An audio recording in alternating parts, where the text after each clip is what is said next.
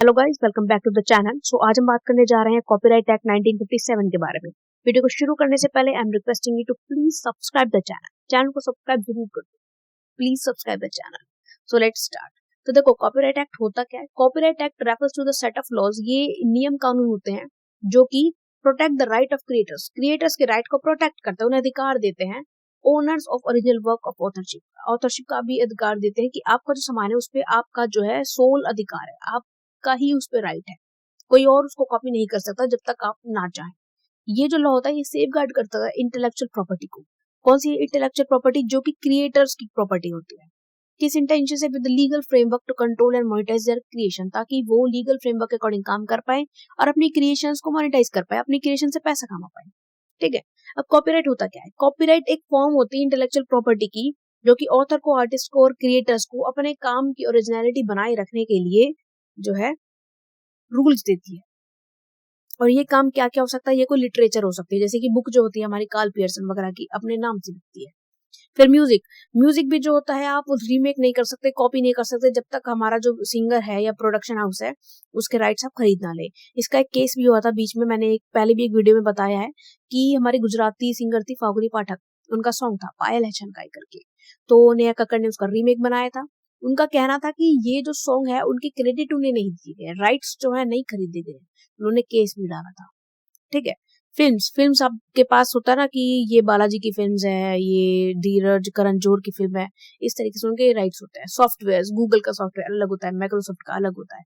Artistic creations like paintings होती हैं, Picasso की, डाविंसी की, Mona Lisa and other tangible form of expression. यहाँ पे एक तरीके से कंडीशन लगा दी कि जो भी आपके दिमाग की उपज है ना, क्रिएशन है, आपकी माइंड क्रिएशन है, वो टेंजिबल होनी चाहिए, दिखनी तो चाहिए। ऐसा थोड़ी आपके दिमाग का ही आइडिया है और वो आप किसी और को यूज करने नहीं दे रहे, ऐसा नहीं होना चाहिए। पर्पस क्या है इस एक्ट का? To encourage creativity by granting creators exclusive right over their works. अगर हमें अपने काम का एक एक्सक्लूसिव राइट मिल जाता है तो हम क्या करेंगे कि भाई ये तो मेरा ही काम है, इसमें मेरा नाम होगा, तो हम क्या करें, इनकरेज होंगे कि जितना ज्यादा काम करेंगे, जितना ज्यादा क्रिएटिविटी शो करेंगे, उतना ज्यादा हम फेमस होंगे। एक मोटिवेशन फैक्टर होता है।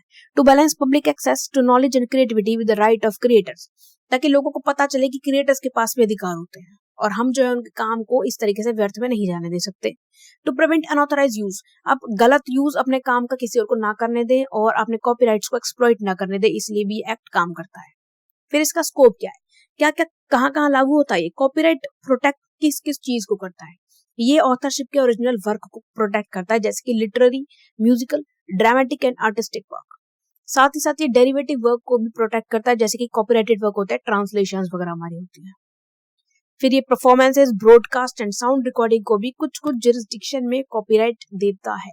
लेकिन ये किस चीज को प्रोटेक्ट नहीं करता, वो ज्यादा मैटर करता है। हमारे आइडियाज, हमारे फैक्ट्स और हमारे प्रोसीजर्स को। काम करने का एक तरीका होता है, जैसे कि घर बनाने का एक सेम वे होता है।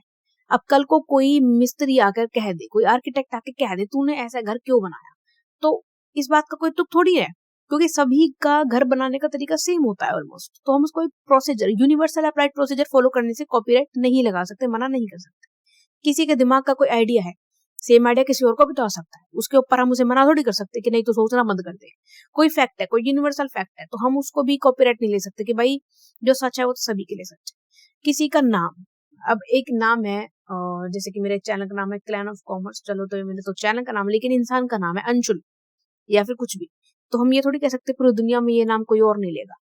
टाइटल भी जब तक पेटेंट ना ले ले तब तक कोई किसी और को रोक नहीं सकते। स्लोगन्स, नारे, कहावतें, शॉर्ट फ्रेजेस, ये हम कॉपीराइट नहीं ले सकते।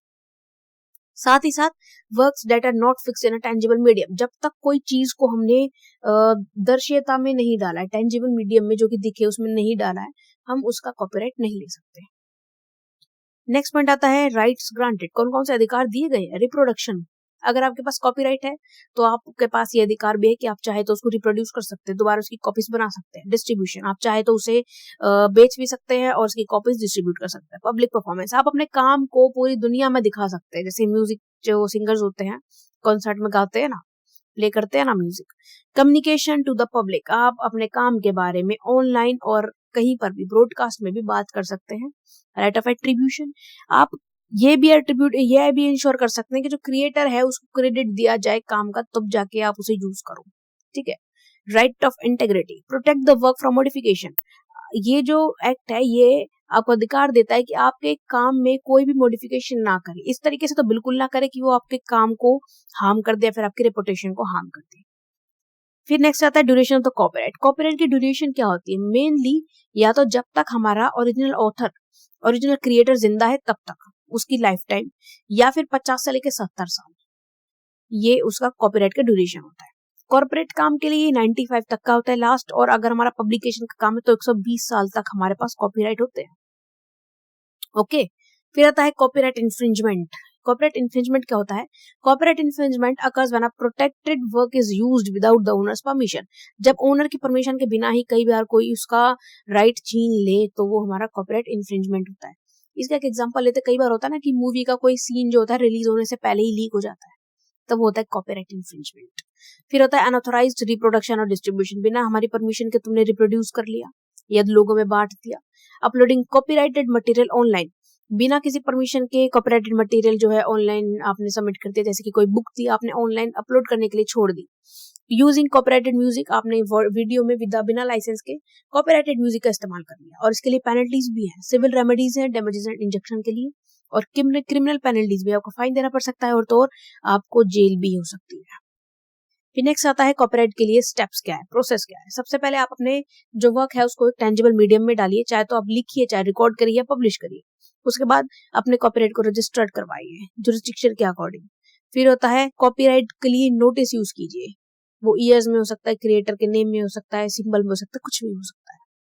मॉनिटर फॉर ऑथोराइज्ड यूज, फिर आप ये भी चेक कर सकते हैं टाइम टू टाइम कि आपका जो सामान है उसका कहीं ना कहीं अनऑथोराइज्ड यूज तो नहीं हो रहा है। So thank you so much guys, please subscribe the channel.